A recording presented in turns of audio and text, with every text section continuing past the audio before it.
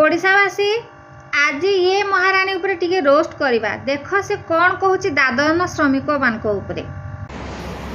आउ जो लोक मैंने सब कहना जे आम दादन जीवा पछरे आम सरकार आ नवीन पट्टनायक दायी से गबगांडु मानक मुझे कहवाक चाहूँगी तुम्हें दादन जीवा पछरे तुमर कोड़िया मानसिकता चिंताधारा ही दायी आउ कहीं नुहे कहीं ना तुम्हें माने पर सहर को जाइकी पर लोकों पाखे मुंड नुआई काम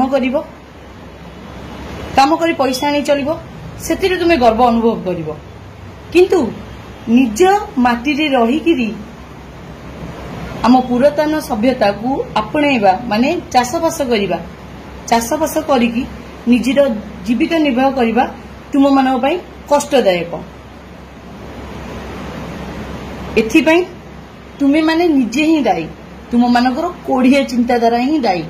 दादन जीवाई तुम मानकर कोढ़िया चिंताधारा ही दायी कौन से सरकार नुहे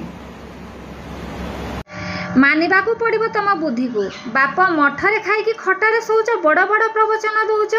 तम घरे पर्वपर्वाणी हेले तमे छत्यन 9 भजा खाई पारुच किंतु बाहर जे दादन श्रमिक रुहंती ना तांको खाद्य भी ठीक से मिलेनी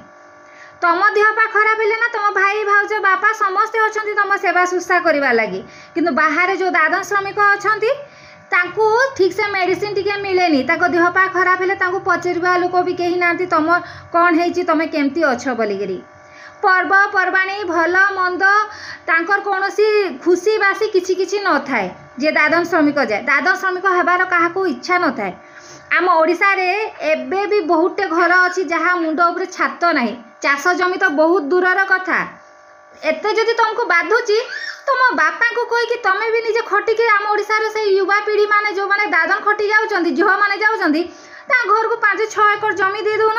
चाष करेंगे से माने आ लोन भी किसी दे देथिबो 5-6 लाख टंका चाष जमी रे खटेबे प्रारंभिक किसी खर्च न कले चाष जमी रे चाष हुएनी